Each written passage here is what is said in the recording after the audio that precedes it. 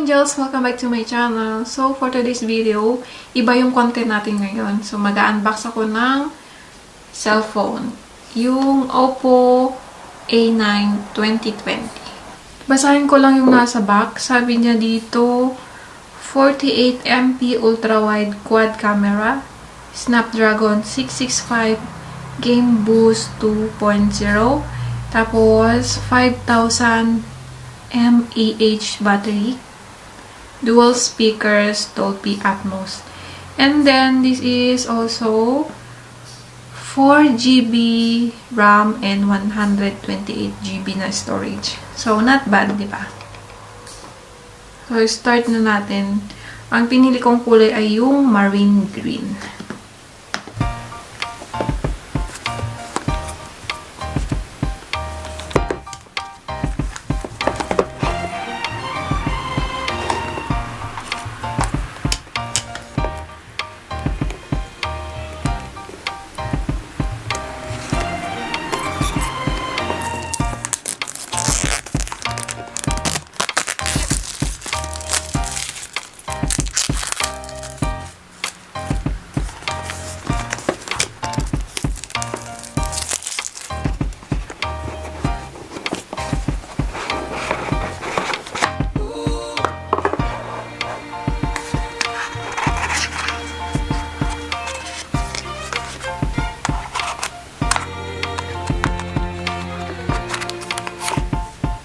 Medyo ano siyang bigat.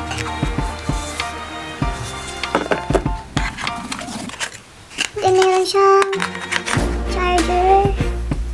Charger siya ng OPPO. Meron siyang free na headset. Meron yung cable. Check natin yung nandito sa loob.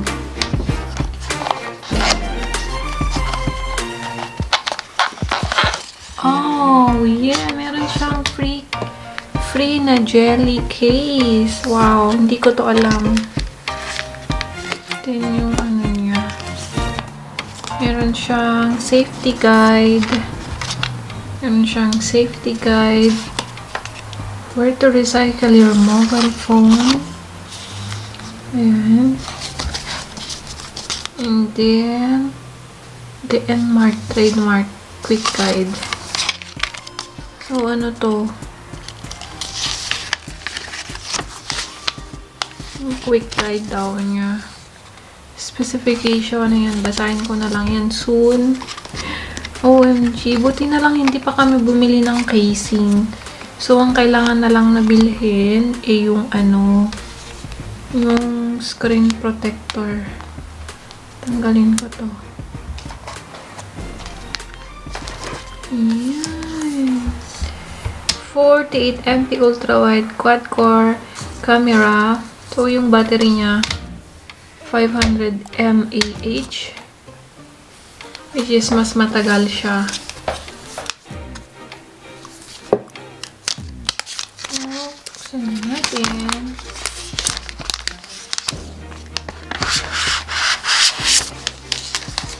Ayun. Open natin siya.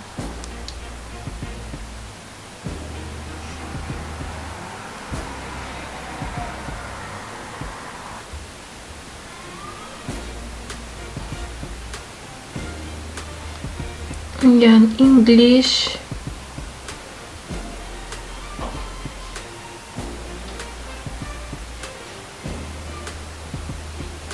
Then, Australia.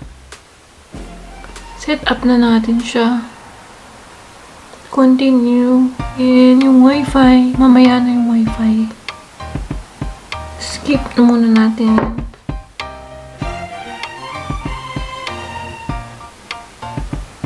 More. Accept. Settings.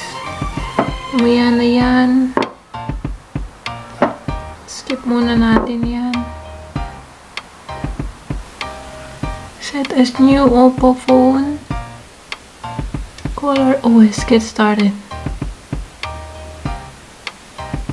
Mas ano siya. Mas malaki siya sa phone ko na dati.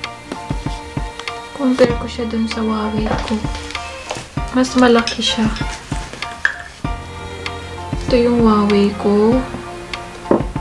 Tapos ito yung OPPO. And tignan natin yung mga features niya. 3:01 AM pa lang daw. Meron na siyang Facebook na naka-install. Photos. Wala pa.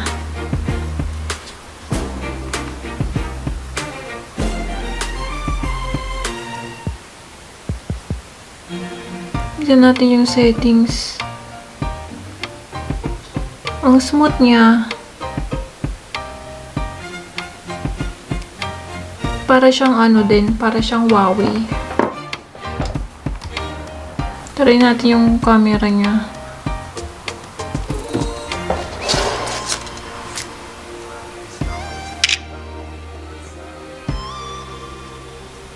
Yun nga natin. Ang ganda nga ng camera niya, oh. Liwanag din. So, ayan. Tapos na ang aking unboxing.